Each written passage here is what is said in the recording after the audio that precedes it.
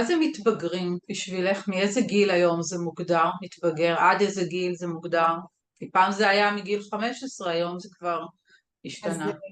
היום הגבולות מאוד מאוד רחבים וממש לא מוגדרים, אז אפשר לראות את ניצני גיל ההתבגרות כבר בסוף בית הספר היסודי, סוף כיתה ו', מתחילות בת מצוות, ורואים את הבנות מאוד דעתניות, וההתנהגות שלהם קצת משתנה, רואים את ההורמונים מתחילים לפעול, וזה למעשה תחילת גיל ההתבגרות.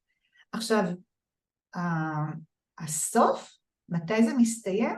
אני מכירה מתבגרים שהם עדיין בני 40 ועוד לא מין late blooming כאלה שעוד לא כך סיימו, אז זה עניין אישי מאוד ואין לזה גבולות. וואו.